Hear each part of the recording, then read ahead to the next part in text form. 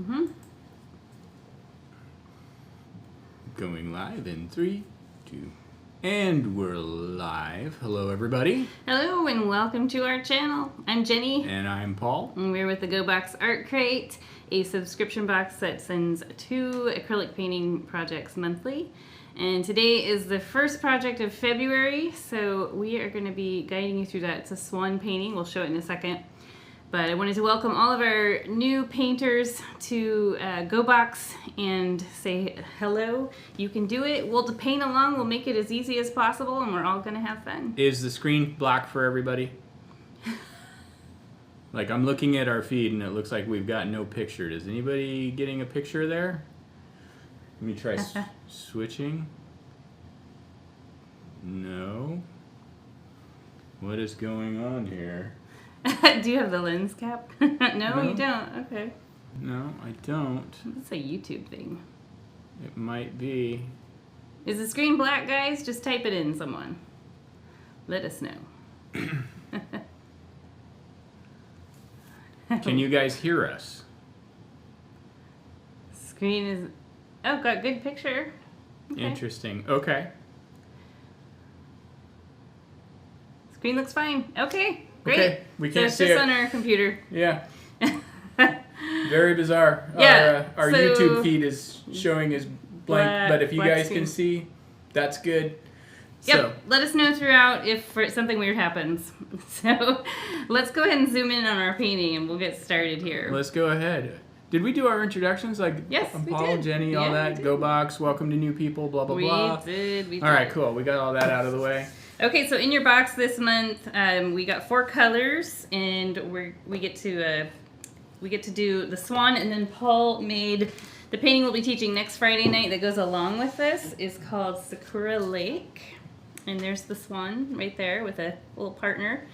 So this one will be fun. I like Partner is go optional. together. Partner is optional. Yeah, you can do a single Swan. Yeah. So let's take a look. So in your box, you will have gotten the step-by-step instructions. I'll kind of loosely follow those as we go along.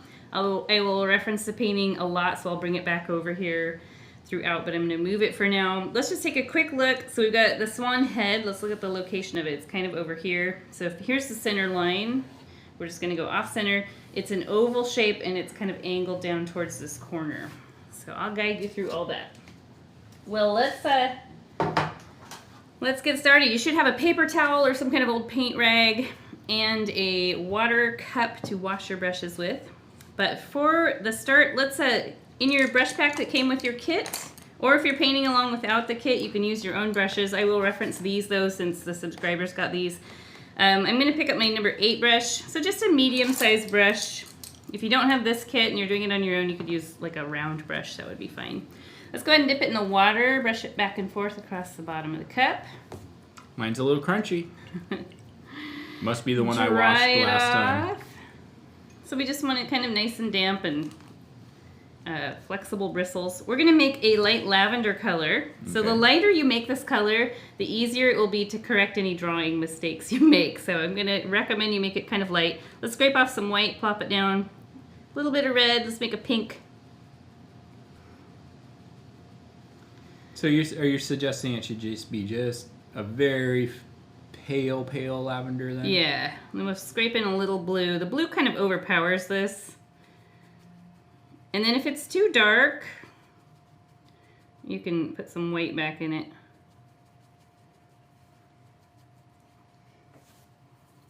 With my painting next week, There we I go. tried to not use so much white so that you guys can use a little bit more white this week. So it doesn't really matter if this color's more pinkish lavender or more bluish lavender. I do want to wipe my brush off though, because when you mix paint you end up with a lot, and we don't want a lot of paint on the brush for drawing. Now if you feel more comfortable drawing with this little pointy brush, you can definitely do that. But I'll use this one.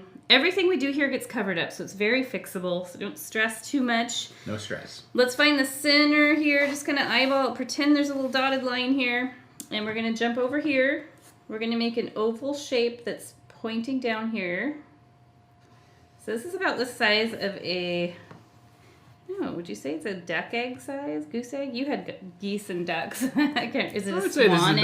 yeah, this is about duck egg. This is Swan about egg duck size. egg. So yeah, just Depends an on oval. the duck, but There'll be plenty of times to smooth this out if you end up with a lumpy oval.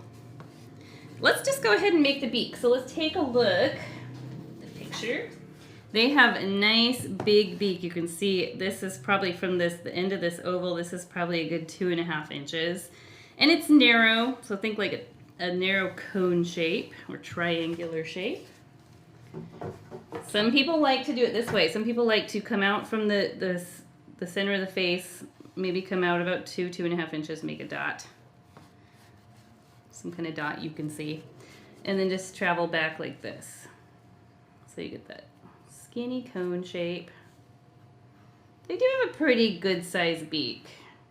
They can be vicious little critters. They absolutely are vicious critters. Did you ever get them in your pond growing up? We never had them, but we had geese, and I've kind of come to the conclusion that ducks, geese, swans, turkeys, peacocks, the bigger you get, the angrier they are. That's true. That's true. So, you round out the head a little more. So now that's where the whole term like getting goosed came from, oh, right? Funny. You know, it's from geese, and swans are just bigger geese essentially. That's funny. All right, let's take a look here. The next line we draw is we've got our oval here in our beak. This line's going to go up and off. So here's the center of the canvas. So it's just a little bit, maybe 1.5 inches to the right of center if you like to have coordinates. So here we go. Just kind of sketch it on. You can do like a little non-committal sort of dotted line sketch. It doesn't have to be the exact same location as that original painting. Now they have these crazy, like, massive vertebra necks that they can really, like, bend like crazy. And I was looking at a lot of pictures of them before I designed this, so I thought, is this too dramatic? Can they really do that? Yes, they can really do that. It's kind of crazy. So let me answer a question here real quick. Rhonda S. wanted to know if the canvases are pre-gessoed. Yes, they are. Yes, they are. And actually a really easy way to check and see is if you flip it over on the back and see if there's a different color on the back. That's usually raw canvas. And if you ever get a canvas... Yeah, here we go. See, that's kind of a more linen kind of linen color. Yeah. Muslin colored. Okay, so now let's figure out where the bottom of our swan is going to go. It's about 1 inch up from the bottom. Just let's mark that off real quick. Just come over here, maybe about 3 inches or so, just so you know where we're traveling to. This part's probably the hardest part of the drawing. Don't stress about it. So just down here where the bottom part of the neck is, come up, and right about here, I'm going to start doing a very dramatic curve. Like so. So make kind of a candy cane shape. And now here's where you can really round out. You know, it's funny that you say candy cane because that's the way I described it in my instructions, the written instructions. So there you go. There's the goose shape, and you can adjust. Like, let's say, oh, maybe I need to curve back in here a little more. I could totally carve that out and just plan on painting water over that. So, like, maybe I'll just do that real quick. Looking at mine, it could probably stand to come back just a little bit. And there we go. You can always adjust this part too. It's real flat on the water because their feet and the rest of their body's under the water. I'm gonna wash my brush off. Next part's really easy. You can relax, have fun for this next part. Now you can use some of this color in the water if you've got some left. I think that would be totally fine. Especially if you're trying to erase something. So let's take our biggest brush and go ahead and dunk it in your water cup. Brush it back and forth across the bottom of the cup. Loosen up those bristles, even if they're not brand new brushes. Sometimes you might end up with a little residual paint left over that didn't quite get out of there, and it can make the brushes kind of stiff.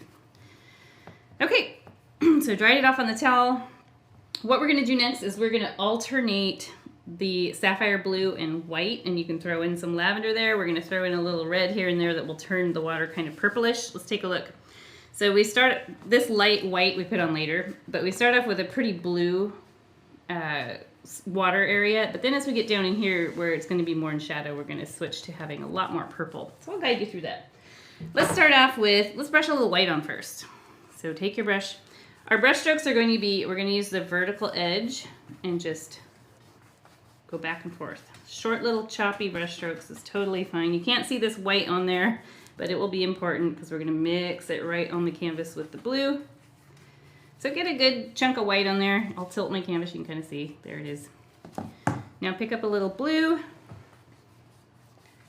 and see how those interact on the canvas. The reason I'm mixing it on the canvas like this rather than having us stir a pool of paint together is because if you ever look out at water, you will see streaks of light and dark, especially in the ocean where there's a lot of movement. So this is what's going to help us achieve that. You can already see I've got streaks of dark in there with the streaks of light. And that's because I'm alternating the two colors rather than pre-mixing. So now I'm going to take blue. Can I ask you a question real quick? Okay.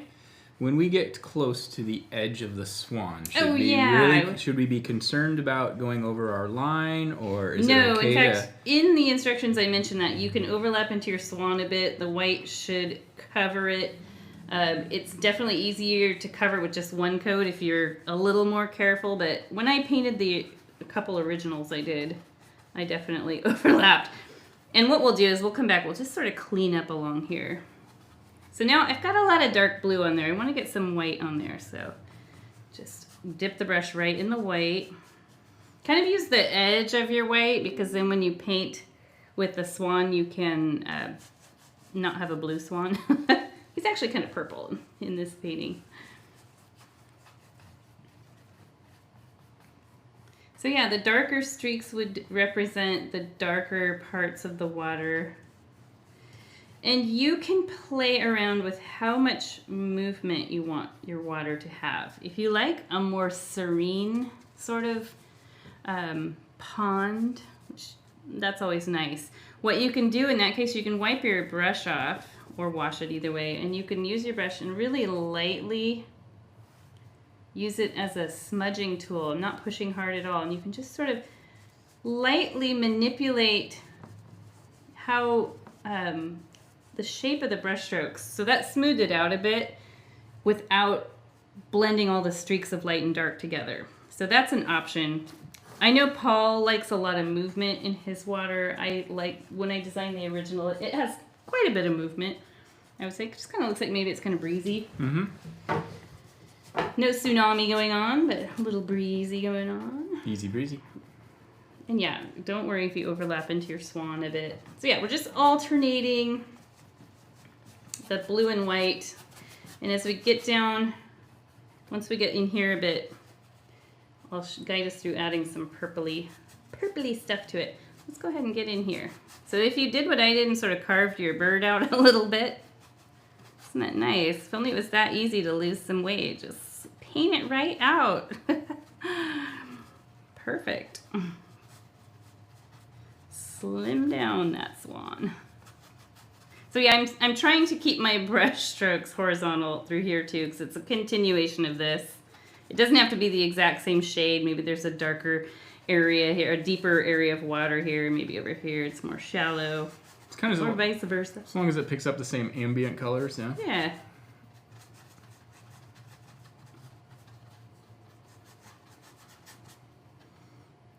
And just around the edges here where it curves, you can use a smaller brush if you want, but I just sort of dab some paint in there without manipulating the direction of the brush stroke too much. Nice to see so many people on here saying hello. Thank you so much. We love that. When we first started 2 years ago, actually it's been a little over 2 years. Yeah. It was always like maybe one person. We'd be live streaming and be like maybe one person on there. Yeah, but we still did it. Sometimes none. We kept with it. We live streamed twice a month. Even if it was just us. So yes, it is very nice to see a lot of people on here. Thank you. Thank you very much. Okay, now I'm getting to where I feel like I want to add some other colors going on here. I've already got this. I'm gonna try and add a little bit of that. I didn't do it on the original, but I thought it's there. Let's play with it. You don't have to if you don't want to. I'm not even gonna wash my brush. I'm gonna pick up a little lavender. I'll put it up in here where my sunlight's gonna be, or moonlight, whatever you visualize it as. I know in Paul's painting it's the moonlight. I put a lot of sparkling on the water, so I think of it as sun in my painting. But I was kind of thinking of it as being loosely Valentine's themed. Yeah, we try to represent some of those holidays in there. So I just streaked in a little bit of that lavender. It blends right in, so it's not a super noticeable thing, but you can see it here and there. If you've done our Monet Water Lilies painting, which is a kit we sell outside of the subscription box, the water is done very much like this. So now let's play around with adding some streaks of red. So I'm gonna get some blue on there first, so I'm not working with just lavender on my brush. So dipped my brush in the blue, and brush some of that on there. Here's what happens if I add just the tiniest bit of red. I'll just use the corner of my brush and pick up a little dot. It's always nice to just start with a tiny dot and just brush it on in with that wet blue, and it will turn kind of a purple tone. And you can do that if you've still got wet paint up in here. You can definitely do that anywhere. The cool thing about doing this too is if it ends up looking too red, just paint some of this blue and white back over it. We don't want to make it look like Jaws came through here. A little purple is good. Back in the late 80s, early 90s, I'm pretty sure we had some wallpaper that looked very similar to this. Yeah, you did. Yeah, that's when you and I first met. It was in the 90s, early 90s. It was in your dining room. Yeah. I think. Was it your dining room? No, it was in your living room. Might have been. I don't remember. So I'm getting down here. My parents' living room. Your parents. You're like, I would never choose that. I did not, as much as my parents loved me, they didn't give me design choices in the living room. I was impressed with your parents, though. They remodeled for every decade. They really did. Which was kind of cool. Okay, so yeah, around the face, it's getting kind of funny. I'm going to add some white streaks in there to break it up so that it kind of turned into all one color. Just come up close, even if you slightly overlap into your swan. What we don't want is we don't want to leave white in the outside, on the outside of the swan, because that's a little harder to cover up. We can with a little feather plumage.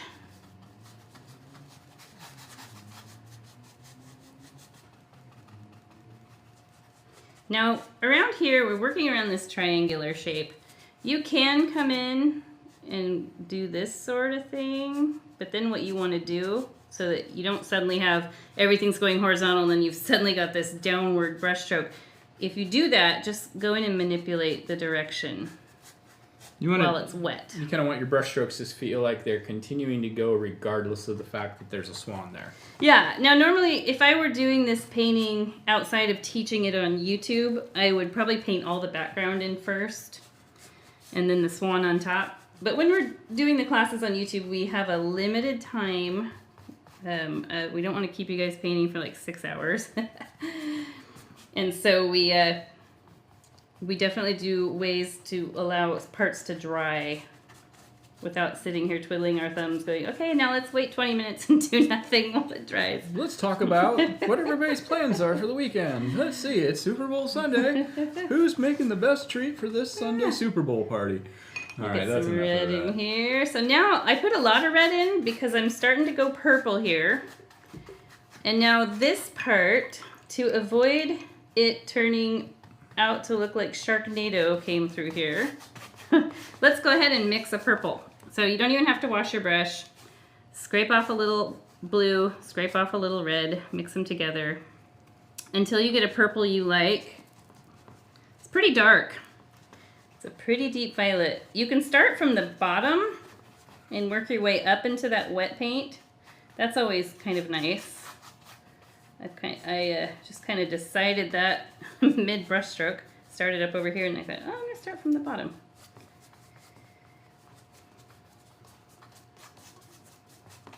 So what this does later on, this is going to help make our shimmer that we paint on here really stand out, but also it's going to make our cherry blossom that gets painted on here really stand out. And this swan would definitely be casting a shadow into the water here. If it feels like it's getting too purple and it's a sudden dramatic change, like this is a pretty dramatic change, but it's nicely blended. Like we've got the blue that's sort of intermixing down here and then suddenly goes to purple. You can, if it feels like it's too striped, like you've got a solid stripe of blue and white and then suddenly a solid stripe of purple, dip your brush in the blue and get some blue on there where the two colors meet together. And you could even take the tiniest bit of white if needed. I think you have to be very careful not to overwork this area and create just one big neutral tone. Yeah, and one thing that is really nice about acrylic paint is it's going to dry quick, and so when we go back to the water, if it looks like you need to do some other stuff in here, like maybe bring some of this blue in patches down here, it's really easy to do.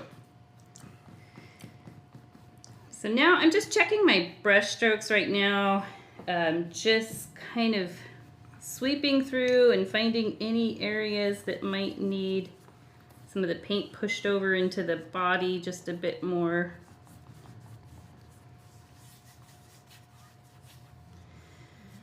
And up in here, if you need to, what you can do is you can go to your brush we sketched everything out with, just a medium-sized brush, number 8 for me. Try and mix one of these lighter blue colors, blue and white. And you can just really carefully touch up around any areas that big brush was kind of awkward to use.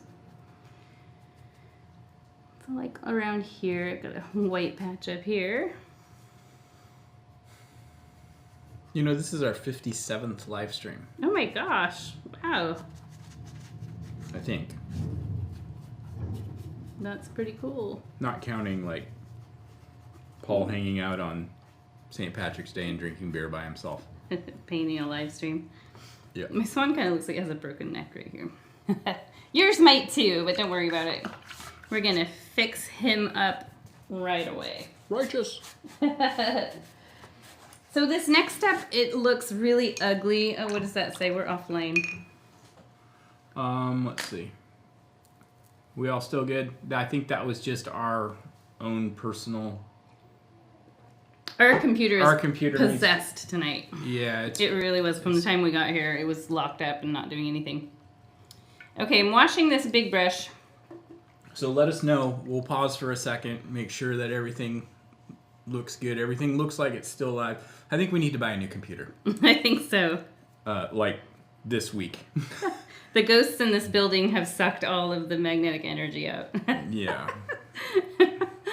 Well, we've got more viewers now, so apparently it's still working. So this next part goes really, really ugly. I'm just going to say, I'll show you on the page. So I want to forewarn you that this is how it starts looking here. And Oof. Everybody who pops in on YouTube at this point, just randomly, is going to be like, what's that? Bye. What is this channel? What are you guys painting here? But we're gonna just rock right through it. So let's take our violet color. You may need to make some more. I need to. So I'm gonna take my big brush, red and blue. Excuse me. And yes, this will look kind of ugly. So I have a lot of paint on my brush from mixing. And I don't really want to start off with a huge amount of paint, so I'm gonna just scrape it off on my palette somewhere, or your paper towel, or you can just wash the brush and start over. But right down in here, I'm going to shade this area. And I'm working fast.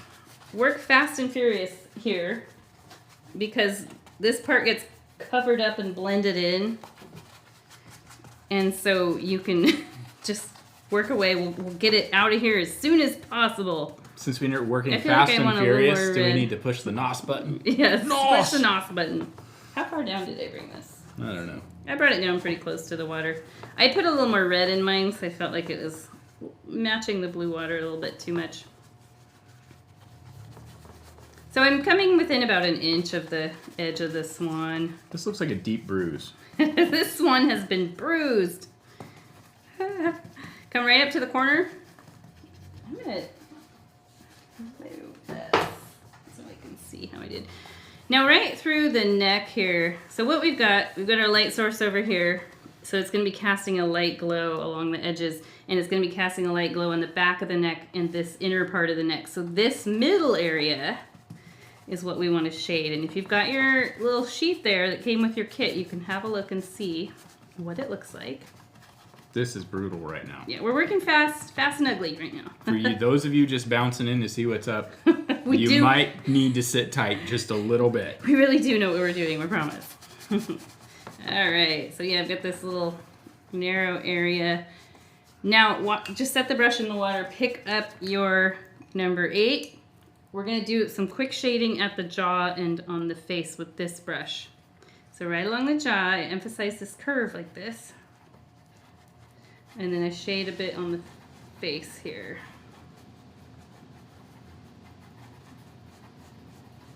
And if some of this paint dries before we start working the white in, it should be fine.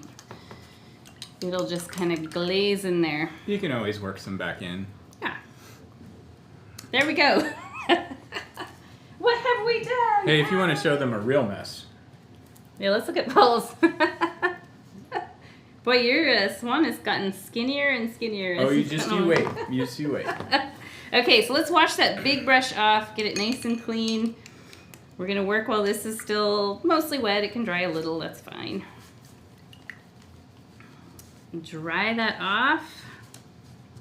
I think if anybody with like type A personality ever sat and really watched me paint, it would give them, it would give them, they would shudder and need a drink. So I'm gonna start with the white, and we're gonna work from the outside edges. Just go right, overlap into your water. Even if it's a little wet, that's fine, it can blend in there. And now work in towards this messy purple we put on there. We actually fluff this area out with some feathers later. But now look what's happening. Yeah, it's getting nice and smoothed out. So that's what I'm gonna do. I'm gonna start painting some white along here. Bring it down to the water.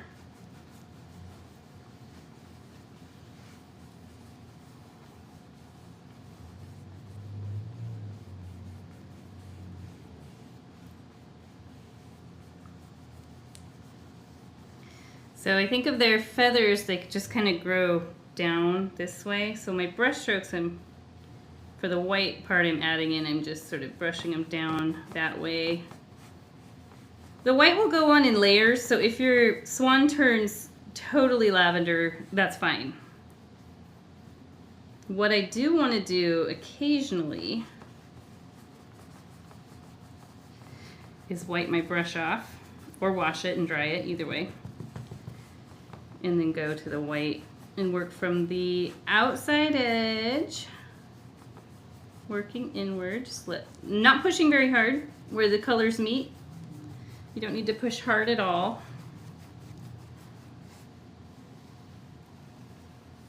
Any of these areas where maybe it feels more comfortable to you to use a smaller brush, like especially around this curve, go ahead and do that anytime. So yeah, we are going to take the white over all of this purple that we put on. And you can do short, choppy brush strokes if you want. You could do longer ones, but I think these short, choppy ones, I'm not pushing hard at all. It's just literally like just a few brush hairs and some air, as Bob Ross would say. What, 3 hairs and some air? I think that was what he always said. Well, it depended. Sometimes he'd say 2, sometimes he'd say 3, sometimes 4. Just depending on how much pressure he wanted you to put on things. Yeah. So I'm not using a lot of pressure here. I'm just very slightly manipulating the direction of the colors. And I'll come along the top of the neck here, and I've got this area that was kind of lumped out, like a broken neck, so now I can fix that up really easily by just coming up a bit and straight across.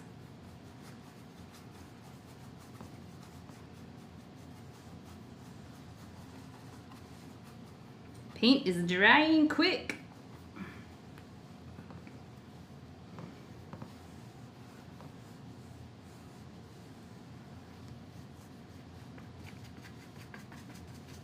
You said you did get swans in your pond sometimes? No, we never. Oh, you didn't? I'm surprised. Well, maybe it's not big enough. It was not a, I mean, it was 1/4 acre, but it had a lot of tree coverage, so it wasn't like an obvious. We did get Canadian geese sometimes. Yeah. They're about the same size, aren't they? A little smaller. Huh. There aren't a lot of swans in Oregon to begin with. So there is an area here in Oregon. I'm sure a lot of you guys have heard of Multnomah Falls. It's like our major landmark here. There's, well, that and Mount Hood. But and Crater Lake. Driving up along I-84 that goes right along where Multnomah Falls is, there's a small body of water that very often gets tundra swans, which is what this type of swan is. And it's so pretty because you just got this dark cliffside area going into this dark water because the water is reflecting the dark cliffside. And then it's just dotted with tons and tons of these white tundra swans. It's magical. You feel like you've stumbled into some other world. So the face part is probably dry. Mine totally is dry right now. And if you feel like it's not blending very well, what you can do is you can take your brush with the wet white paint. You can dip a little bit into that violet and brush some on there in the middle area. Just sort of move it around a bit to shade. You can also go back to elementary school, use a little finger painting method. I do that a lot. Never let that die. I always want to be able to finger paint. It's never a bad thing. And then maybe use one of your smaller brushes to get around this jawline area. Just gonna take a look. Let's look at the original real quick. It's been a while since I showed it. So obviously this one's a little more developed with more white. We'll do that in a bit, but you can see right here where I've kind of shaded along the jawline. So let's see, I'll just take a tiny bit of white because I've already got dark there.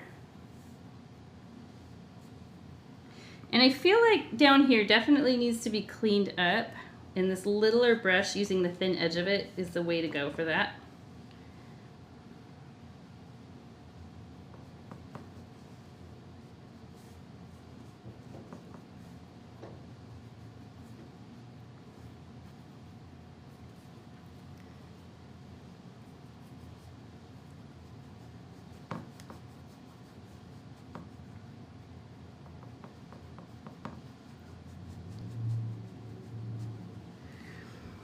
So this is not done. It still needs some help, for sure. Especially, it's really dark through here, and a lavender swan is kind of fun. But we want people to look at our painting and know that this one is, well, maybe you don't want that. You can have it however you want. That's the cool thing about art. You could make this into a flamingo if you wanted to. I thought about doing that. I thought, let's do a pink swan, make it into a flamingo. But if you want it to look like it's a white swan, if you feel like you need to lighten this area a bit, I'm just glazing a little white over the top. This has gotten really sticky through here because it's dry but not 100% dry, so it's actually working really good for what I need right now.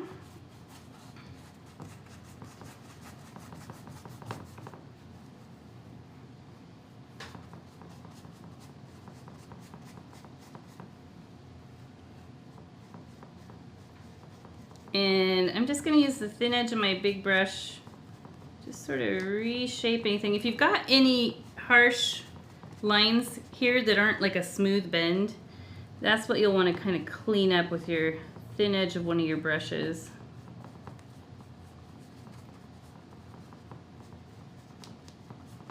Before we go too far, there's something I need to have us do, and that's only for drying time. So I will have us do that in a second here. And then we can go back to working on this. So what I want to have us do is I actually, in the instructions, I have us paint the beak totally white because a lot of times that's the area that gets painted over. And you can see it a little bit on mine. I didn't overlap as bad on this one as I did with the first one I did. But I've already got white on this little brush, so I'll just take some more white and just repaint the beak. So if you've got any of those jaggedy lines from the water painting right up to it, this is a great way to smooth those out Just make your beak a tiny bit bigger if needed to cover those. I've had to do that a couple times throughout some of the areas of the swan, like make this jaw area. I had to make a little bit bigger because my water line ended a little too short. So there, just gave it a little thin coat of white.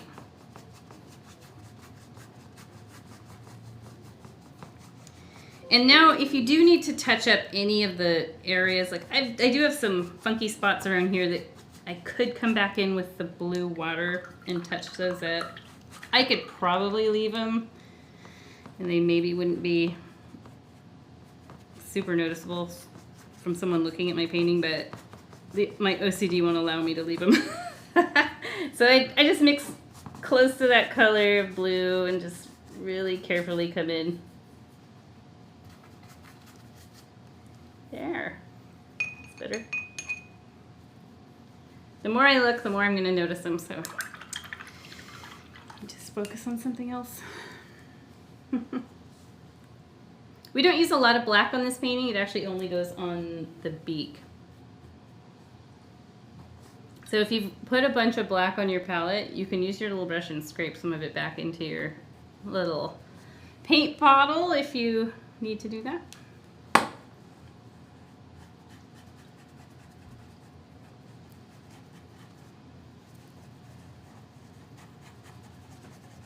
So what I'm going to do next, I'm going to add some shimmer onto the water. So let's take a look at the original. This is all going to dry and we'll come back to it, I promise. So this area is where I concentrated the light. So I imagined there's a setting sun over here. And I mean, you could think of it as a moon. I always think when you see these shimmery spots, though, usually it's a sun.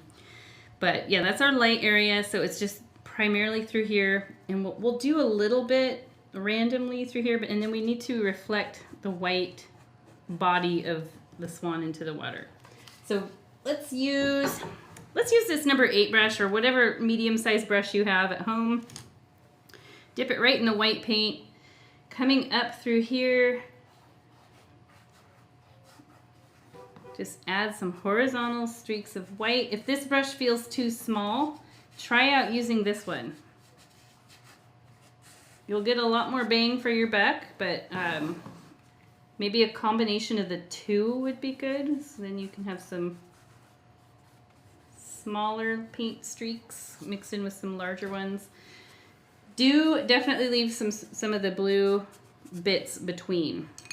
Because what we're seeing moving water. We're not going to see like a solid sheet of white. There's going to be blue intermingled in there.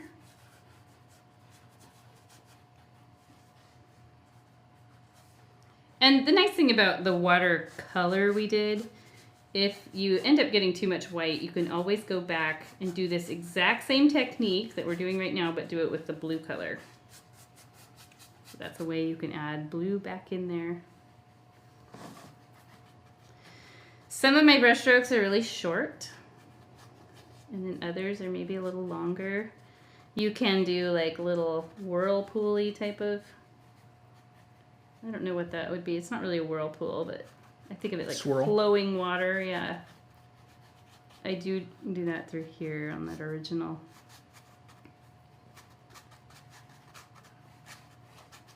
And then down through here is where I'm going to stop putting so much white. And here's where you can totally overlap some into the swan because the swan is white.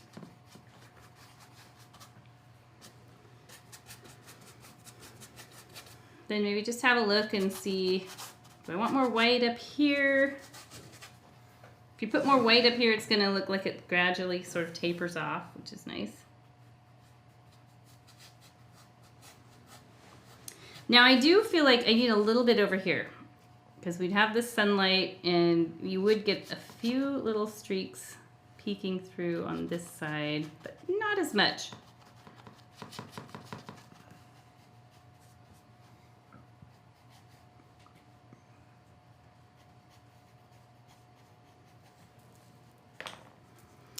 And you can, as we get down in here where we want to do less white, but we do want to do some white, One thing I find is really helpful is if you dip your brush in water and just mix a watered down white on your palette. I'll brush some of that off in here so I have less on my brush.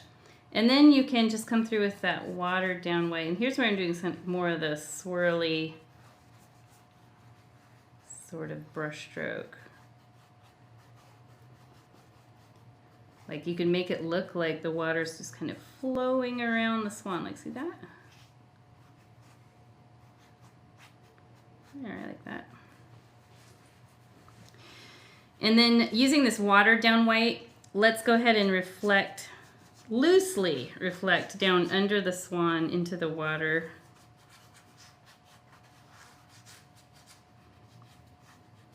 All of that white would definitely cast a reflection.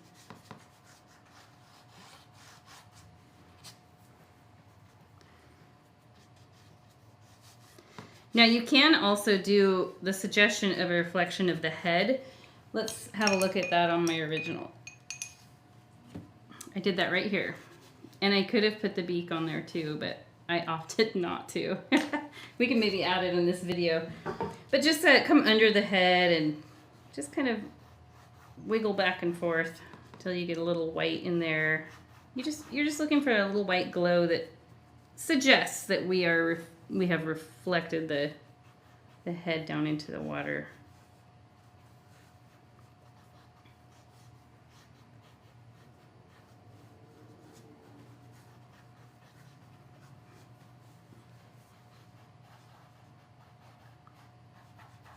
I don't know what happened here, the weird brush stroke.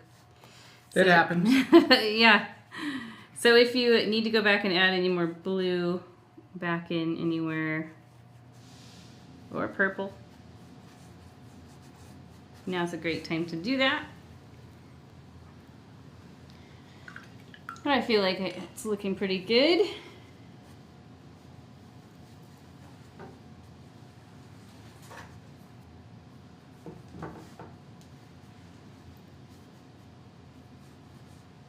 Okay, we're gonna actually paint the beak in now. It should be dry. Mine's nice and dry. I know it looks like I have paint on my finger, but that's dried old paint from doing that. So technically you do have paint. See, on your look, finger. it's dry, I promise. Look, I'm rubbing all my fingers on there. Okay. We're gonna mix our ruby red and white. We'll make a pink tone.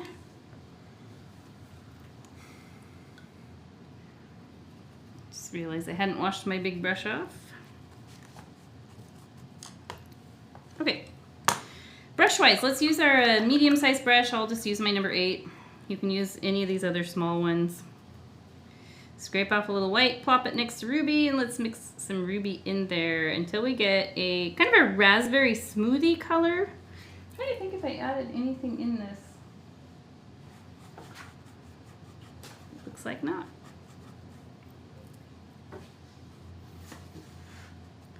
Okay, I'm gonna actually bring my original over here. I'll show it in a minute. First, let's just use the thin edge of this brush and trace along this top edge.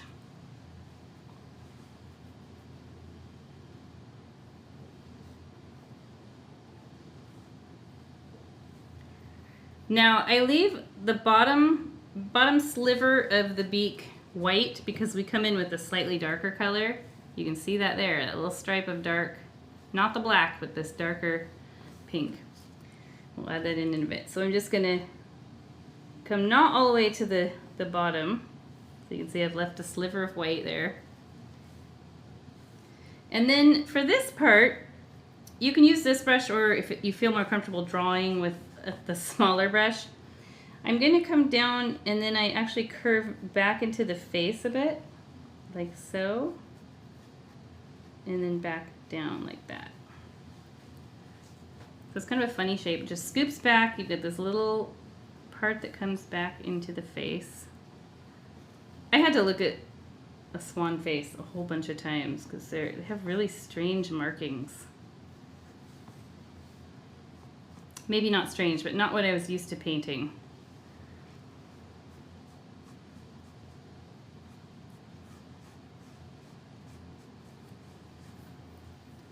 So hold that up. You can see the shape Just something sort of like that. It doesn't have to be exact. Mine is definitely not exact to what a swan looks like. I just painted it as close as I could come to. Mine looks like one of the shrimp hands from Beetlejuice coming out of the soup. It totally does. So now for the lower part of the beak, I'm just going to mix a tiny bit of blue into some of this. So you want it to be not as dark as I made it, just a shade or two darker, more on the, a shade or two more purple, I should say.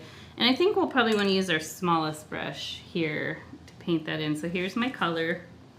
You can see right there. I just mixed a little bit of blue into it. I didn't dip my brush in the water. You can do that if you want. And I'll just carefully come up along the bottom edge here. It's almost a mauve color. Yeah, mauve. That's the exact, it's like, yeah, like a smoky pink for sure. What do we do right here? So right here we're just going to come down. Once again, referencing 80s and 90s colors. Mauve. Yeah, we are. When we put the black on the face a bit later, this makes a little more sense. So by doing the upper part of the beak lighter and then the lower part slightly darker, this allows us to show where the mouth actually is without having to draw a cartoony black line. We actually do end up drawing a cartoony black line, but it's not the mouth dividing, it's just the bottom of the beak has this cool thing on it. Yeah! All right, finish that up.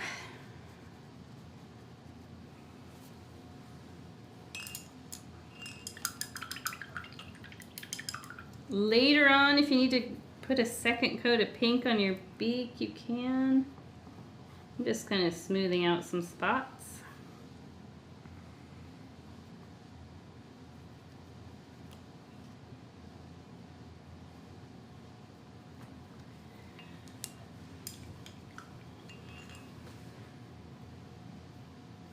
Yeah.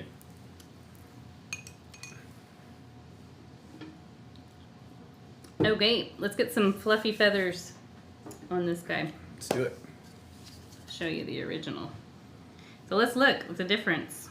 Right now, this is nice and it's smoothly blended, somewhat. I mean, this one's kind of choppy too. But what you notice here is the difference between how feathery and fluffy this looks, like you could pet it, and it's soft. And this one is not yet, but we're going to make it that way. And then same with along the top of the head and under here. You can see what looks like I attempted to paint feathers. Let's use, for this technique, I want to use my middle-sized brush again. That's the number 8. I'm going to use the thin edge of the brush. Dip it right in the white. Let's just start from where this neck starts bending and work our way down. So what I will occasionally do here is flick a little short feather out into the water, just a bit.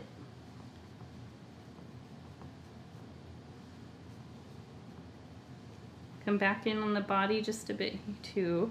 For now we're just going to mainly concentrate on the outside edge.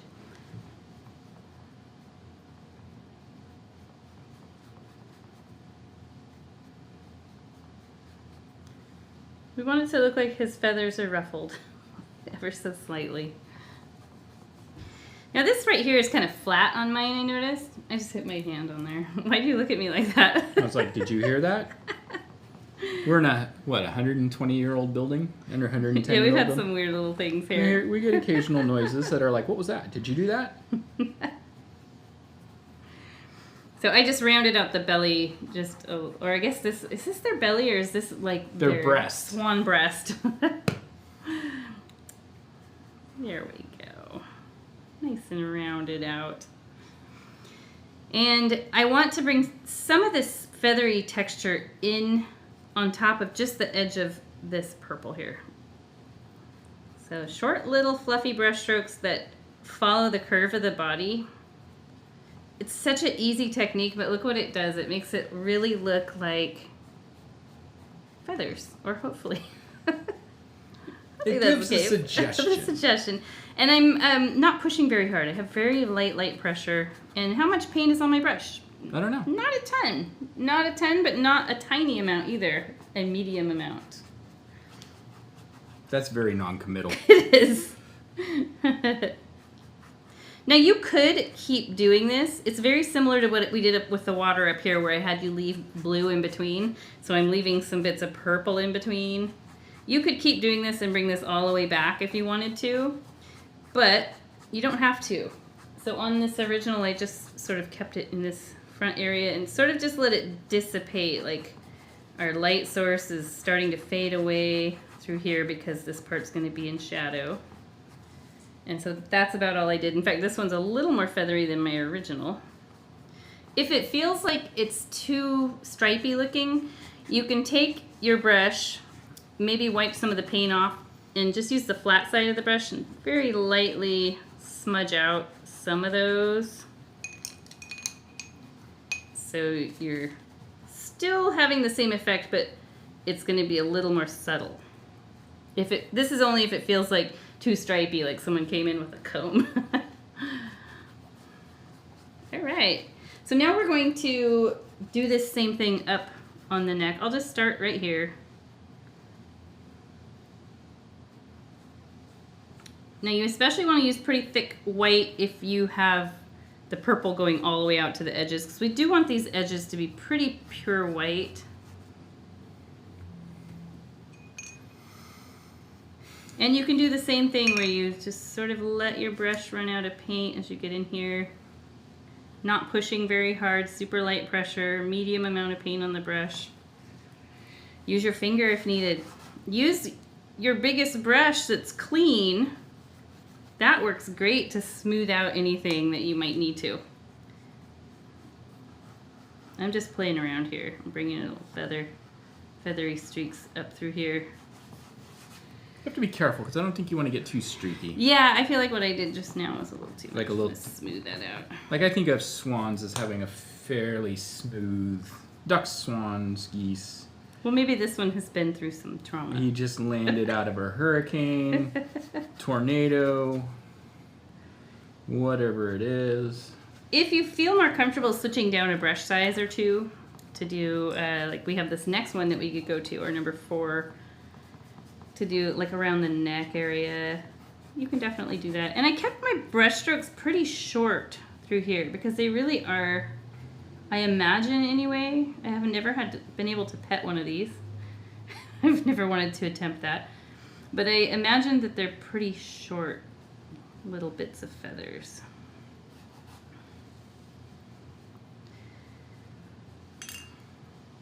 I seem to be doing pretty good with this number 8 brush. So I'll stick with it. So same thing, top of the neck. Now this part here is actually the closest on the swan to the light source. So if you really wanted to make it really bright through there, you totally can. And it'll just emphasize that light source.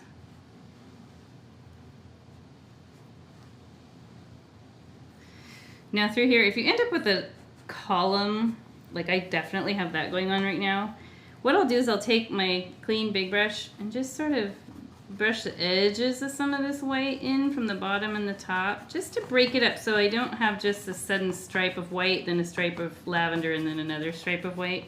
So what I'm trying to do is just add some bits of white in here, sort of smudge it out.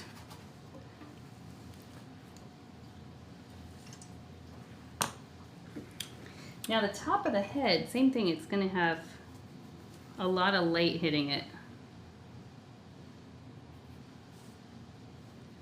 If we were using oil paint, we could build up some really awesome thickness for this part. You can do some amount of thickness with this paint, but oil paint would definitely give you a more satisfactory thickness. You can also buy a type of gel or paste that you can mix with your acrylic paint to give it the texture of like buttercream. I've done that before. It's not quite the same as using oil paint, but it's pretty cool, yeah. So I'm going to come up along here with the jaw, just sort of emphasizing that little curve here. If you need to ever smooth out any of these tiny parts, just use one of your clean, smaller brushes. So a lot of times I'll just go back and forth, like paint a little bit here.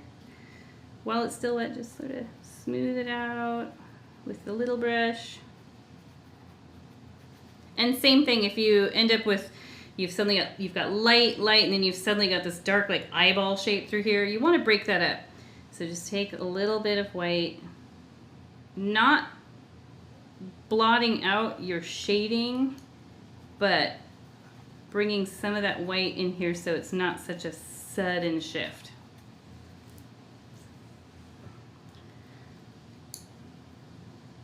I feel like I could use a smaller brush along here. And feel free anytime to turn your canvas. I find that different angles work really good for me, better than others, so I actually end up turning my canvas quite a lot.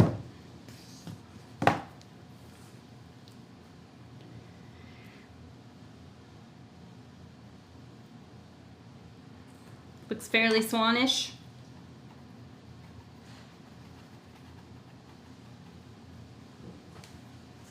Got some little white speckles that must have hopped off my brush at some point. They're fleas. Little white fleas.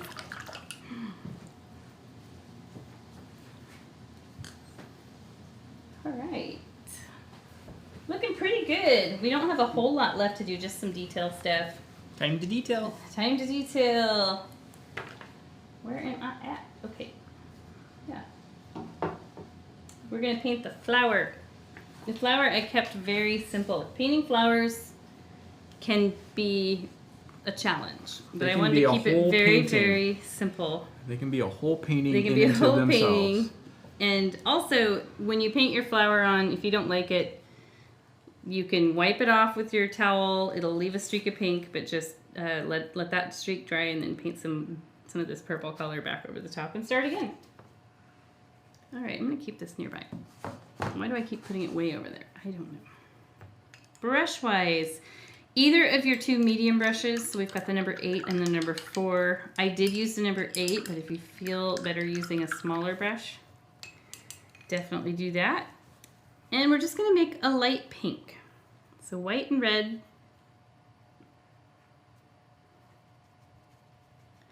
So a lot of you have seen cherry blossoms, and they are a very, very light pink. I am going to make a, I guess mine's kind of a medium pink, and then I put in light pink for the highlights. Now, how to paint the flower. So what I did is I came through using the thin edge of my brush to start. You want to put it under the beak because our swan is sort of interested in this and thinking, what is that? What is that thing? Is it bread? So you can see how close it is to the beak, but you could drop it down lower. It's okay. All right. So just under here, I'm going to do a little curve like that.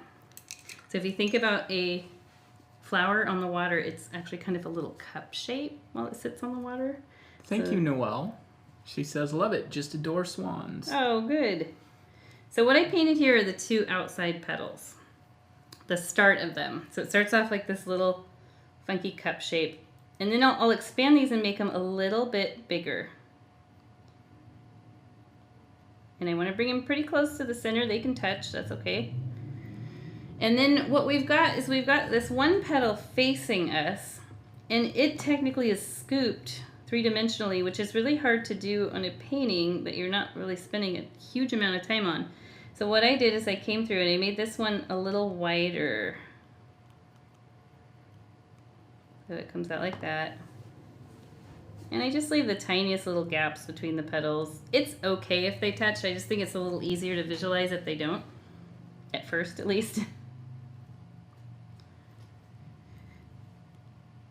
And you can put one way back here that would be kind of small because it's further away from us. Looks like a little paw print, a little pink paw print. And you can work on this. You can take your little brush. You can treat it almost like the shape of like a 4-leaf clover. So you could like round the edges of these, or you can have them be more ripped looking.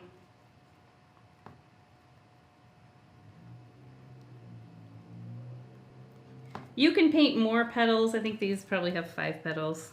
I just kept it simple. We'll just say one of the petals, the swan bit it off.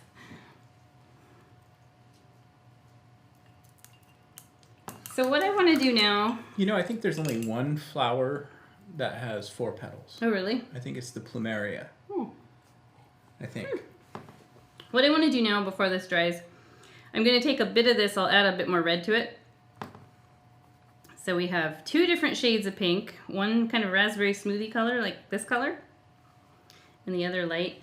And I start from the center and I just sort of flick outward into those flower petals. We've got some shading in the center. You guys can look up, just Google cherry blossoms. Or in Japanese, they're called sakura, probably sakura. Sakura. Yeah, sakura.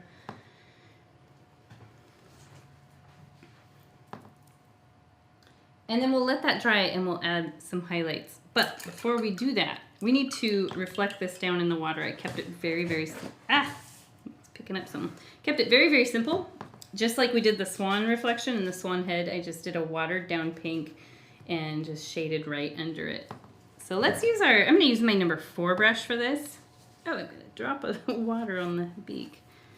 I'll just take and dip it in the water, mix a little water with the edge of this pink, the light pink, and come in under the flower,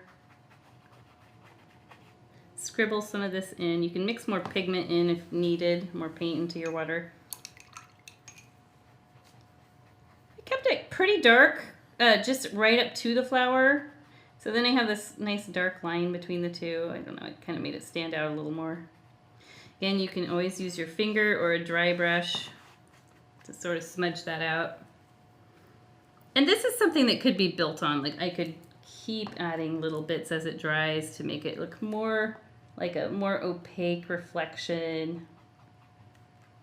It's fun. This is how you kind of learn, you learn by experimenting. Like what happens if I gradually added more pink in? What happens if I brought this reflection down a little bit? It's a really fun way to learn. The best way to learn is just by painting over and over and over. And learning from your mistakes and learning from the things that really worked. Where are we at? Let's see. So we've got the flower. We're in the studio, Jenny. It's okay. We're ready to put the black markings on the face. And this part is actually pretty easy. I don't want you to worry about it at all. It's a heart shape. So we're not going to worry about the nostril. We're not going to worry about this little hint of an eye. It's just this heart shape that goes back. And it's a funky heart shape. I'll guide you through it. This part actually kind of bumps up. They have like this, this weird lump there. But let's take our smallest brush. This is one we definitely want to use the little guy for. Wash it off, dry it off. Black paint. And let's see where we want this to go back. So it goes back to a point really far into the face. And if you want to Google what a swan, I Googled swan face and I actually changed it a little bit. I wanted to make it a little more aesthetic for this painting. So this isn't an identical replica. This is like as Greta would say, a yassified swan. I don't even know what that means. That's just what it's GMO. It's a made-over swan.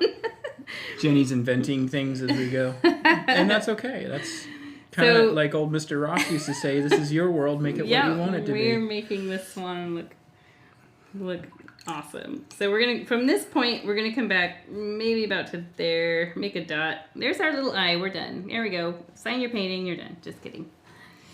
And then what I do is right here, let's do this sort of backwards C shape. It just bumps out just a little bit, just this curve. Are you just using black? Yep, just black. Okay, just checking. I was still working on my flower. And this we need to angle down to this. So just take your time, gradually go down to that. And you can extend this point out further if needed. And now we're going to bring this this is going to round in and oops, it's going to round in and meet that. And it's kind of a narrow heart. So I'm coming in pretty narrow here, like so. And let's go ahead and trace along this part now, where the white and pink meet. We're just going to do the black outline there.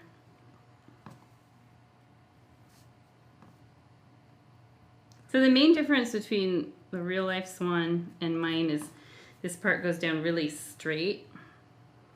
And I did it like that at first. You can even see it on my original. I can see through the beak and see where I corrected it. I just didn't like it. Like, sorry, nature, I'm going to change you. So now we want to fill this in. I'll probably use my number 4 brush. It's about the right size. It's a medium/small brush. Mine's kind of got goth eyeliner. Awesome. My daughter would be proud. Yes, she would be.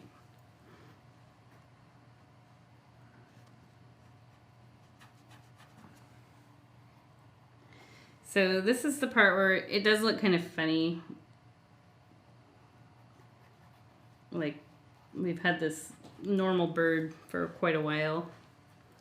And now we suddenly just covered the face with this weird black design. No, I think it pulls it together, honestly. Okay, that's good. Hopefully you guys feel that way too. Just don't think about it too much. Like, I think it makes more sense. Yeah, it's hard to get, like, I've painted, this is the 3rd time I've painted this one, and it's hard to get it exact every single time. Maybe they're different in person from each other. We'll just go with that. So I'm going to go back to my littlest brush again, and what we'll do now is we're going to bring the line under the beak. It's just a thin line, and then it actually hooks back up and over. So this kind of comes down to a little point. Let's do it. So if you need to mix a drop of water with your paint, you can definitely do that. It helps when you're painting lines. If you feel like you'd rather go from the front and work your way back, that's what feels right to me. So that's what I'm going to do. I'm going to just start at the front of the beak and hook down like that. And then from here, it kind of just sharply goes back. So then they have this sort of point. And it meets up with this black facial marking.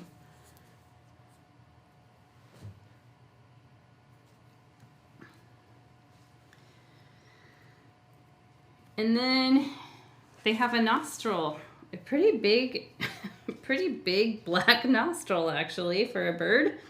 It just comes down right from where this part of that heart shape curves. It's just gonna go right into the face. So let's see, right about here, just do a line that comes in.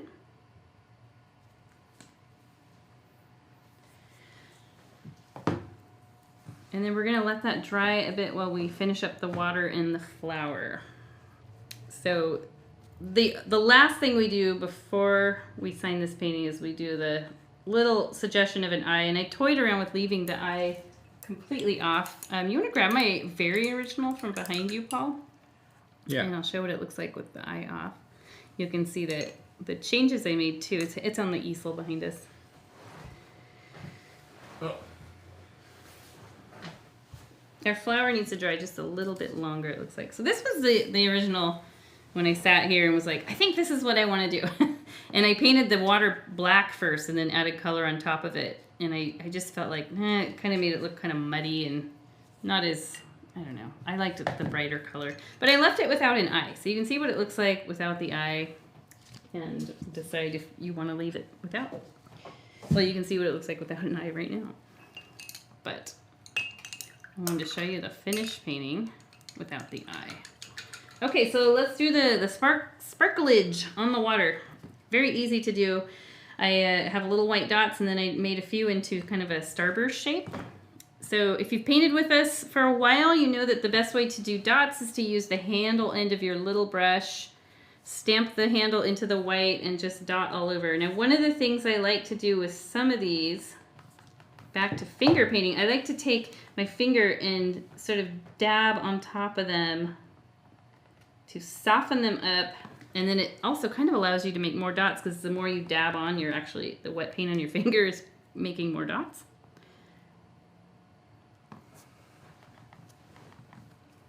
You could leave them without this little softening part, but I'm teaching you what the original looks like, so that's what I did.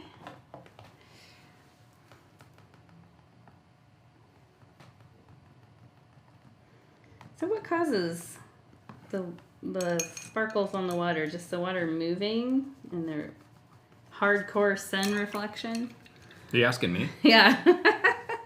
Well, it could be any kind of thing. It could be little bugs, like dipping into I'm the thinking water. about like when you're at the beach and you see all those sparkles. That's just straight up reflection of the sun. It's pretty cool. It's like little droplets of water that are grabbing the light. Mm-hmm. Refracting the light. You can do as much of this as you want, or as little as you want. Just when you're done, make sure you wipe off the handle of your brush so you don't get a weird dried buildup there. And then I'll show you how to turn some of these into little starburst shapes. It's totally optional. Starburst sounds good. I know it does. So you'll use the brush end this time. So we'll just dip the very tip of the bristles. You can see I picked up just the tiniest little nick of white. And I'll pick one of these, pick a dot, and you'll want to work from the center, do a little slash upward and a little slash downward. You could leave it like that. Or you go a little slash out to the side, so you've got this little, see that there, little cross shape. And then you can add some little slashes in the middle of those. But always work from the center. That's how you're going to get pointy edges. Otherwise you end up with really blunt edges that don't quite look right. And some people like doing this, other people don't like it. Light pressure, quick little flick, or leave it off completely. This was one of those things that I just like, oh, I think I want to add that on. But I didn't really need to.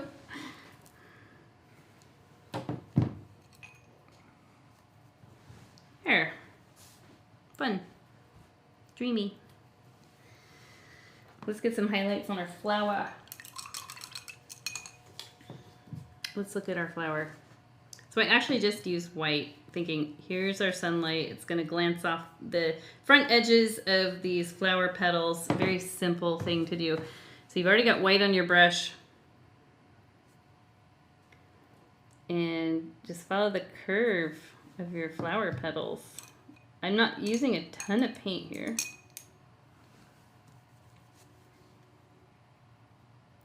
I hear a phone ringing. I do too. Must be the people underneath us. Like I even looked at my phone to make sure it wasn't mine ringing. But I don't know why it would be ringing because I didn't make a call, so. So I did highlight just those back petals. Oops, I'm getting it out of the... I guess you could add the tiniest little highlight on this one, the edge of it, thinking like, oh, this is curved up into a little cup shape. So maybe this little top, this edge along here is getting a little light too. I mean, it's not gonna hurt it. If you don't like it, paint back over it. And now I did a little center on the flowers too. Just some really random little dots I did with the brush side, not the handle end. I mixed red and blue, made a purple. I've already got some on here from earlier. So the violet color that we were using throughout shading here. And literally just do little clusters of tiny dots. If you ever look at cherry blossoms, they have that. I think they're kind of orange colored. But we're changing nature today in this thing. Because we can.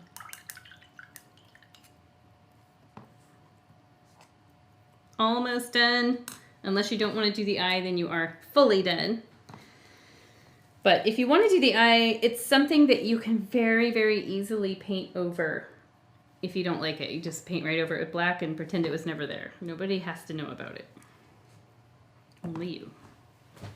So I did the eye a couple times with a couple different colors until I got it to where I liked it. I wanted it to be very subtle.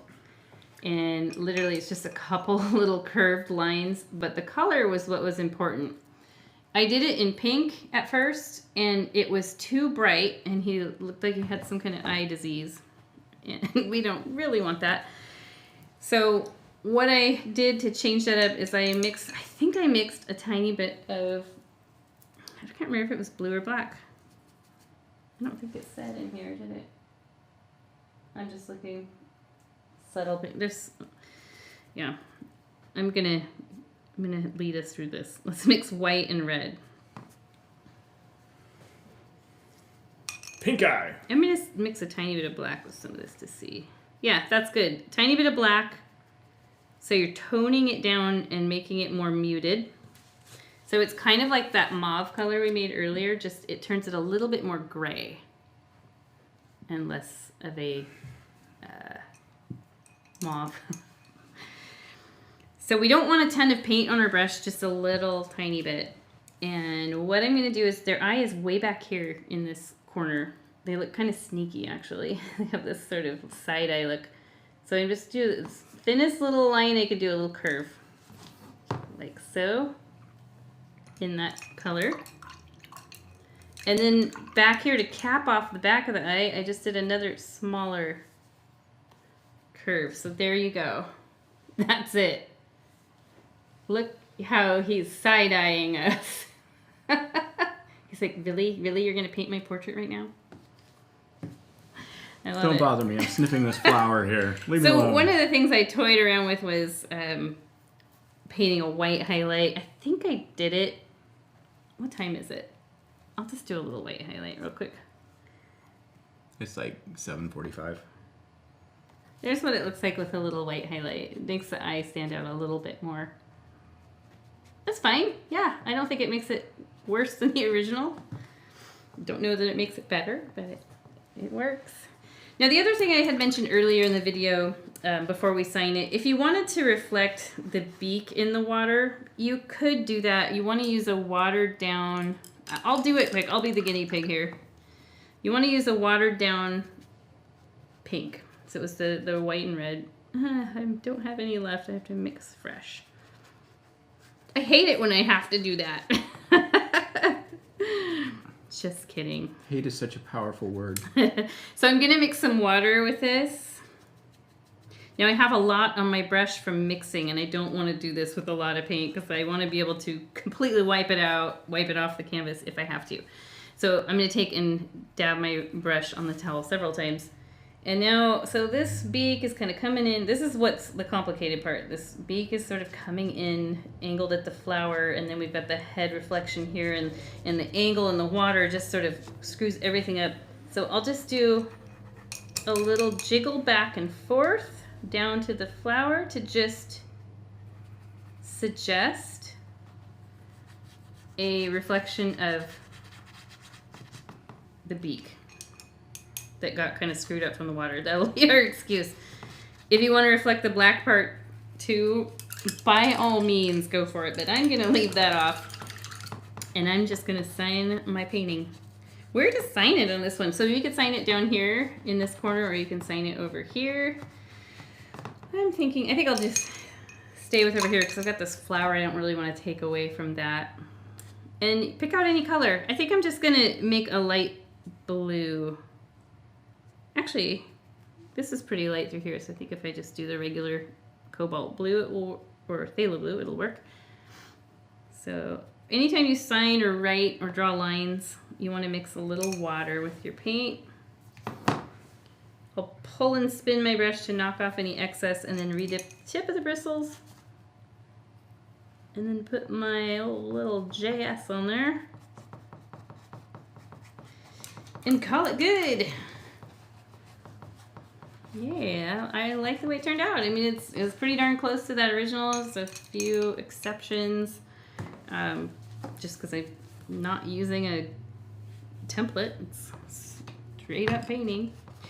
I will show you real quick before we show Paul's, because yours looks so nice.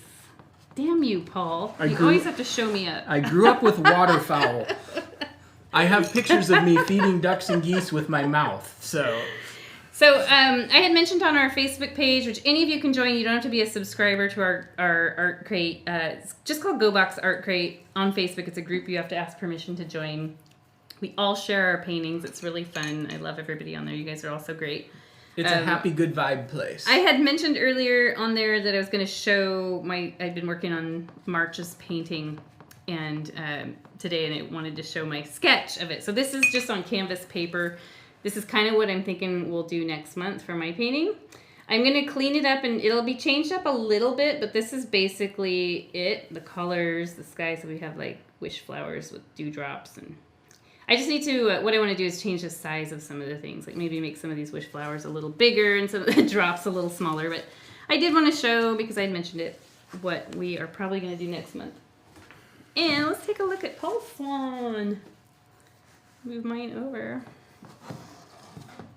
There, look at, he always has to do that. I didn't do You anything. even gave this the impression of a wing. Ha. Yeah. That's so Paul. What? I just paint. So there we go. There's our swans. Mine and Paul's together. Fun. Yeah, that was fun. Yeah. So next week, if you can join us again, we'll be doing the Sakura Lake, and that'll be also 6:30 p.m. PST. Oh, let's switch back and look at the camera. Yes. Here we come. Hello. We're back. Yep.